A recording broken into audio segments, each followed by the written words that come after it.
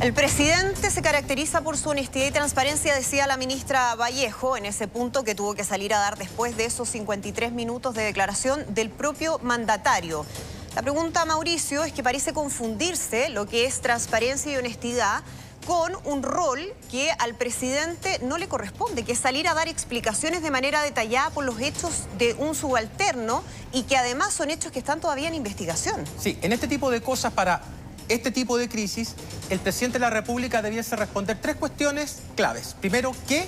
Segundo, ¿cuándo? Tercero, ¿cómo? Es decir, primero, ¿qué ocurrió? Pero de manera muy estricta con el fin de apegarse a los hechos para que no quede duda alguna. Segundo lugar, la bitácora. O sea, si el presidente va a dar una conferencia de prensa, un punto de prensa, para referirse especialmente a este asunto, la bitácora tiene que ser, pero totalmente clara e inexpugnable desde el punto de vista comunicacional, y se le hicieron varias preguntas y se notaba un poco dubitativo. Y el cómo, que es la tercera pregunta que se debe responder bajo estas circunstancias, es de qué manera el gobierno enfrentó el asunto y cuáles son los pasos a seguir.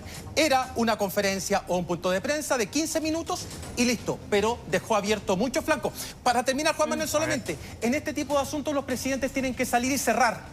No pueden salir y abrir. Es decir, el conflicto se cierra, se tapa, o sea, se tapa en el buen sentido de la palabra, y no se sigue abriendo hacia otras dimensiones que hoy día lo tienen sumido en una tremenda crisis. Que puede haber sido la intención inicial, ¿no? Inicial, del presidente, seguramente responder todas las preguntas para que no quede ninguna duda de que no se está ocultando nada. Sin embargo, el presidente, en lugar de aclarar, oscurece.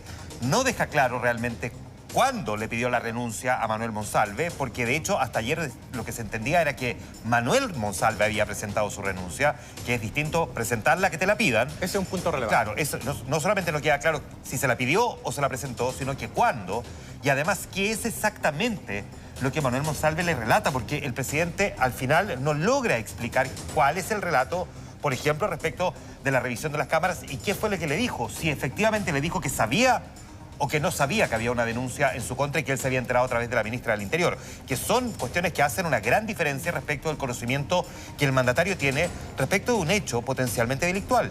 Sí, exactamente. De hecho, a mí me sorprendió muchísimo que no hubiese, o por lo menos este punto de prensa lo demostró, que no hubo una asesoría comunicacional ni una asesoría jurídica.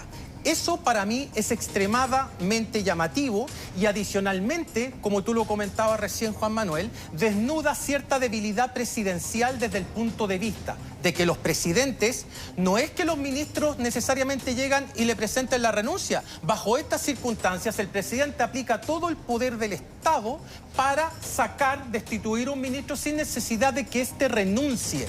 Es el presidente el que le exige la renuncia, ni siquiera le pide la renuncia en un sistema presidencial. Eso no ocurrió, o al menos el subsecretario o ex subsecretario Monsalve ayer señaló que él había renunciado y no que le habían pedido la renuncia. Si eso empezó a ocurrir el martes, pasó el miércoles, ocurrió el jueves. Por eso es que al final el presidente, en lugar de despejar, lo que hace es poner esta nebulosa que finalmente además le entrega argumentos a la oposición para que finalmente incluso algunos estén evaluando una acusación constitucional. ¿Qué te parece esa respuesta, Mauricio, por favor? Constitucional. A ver, se han presentado no pocas acusaciones constitucionales, tanto en el gobierno del presidente Piñera como en este.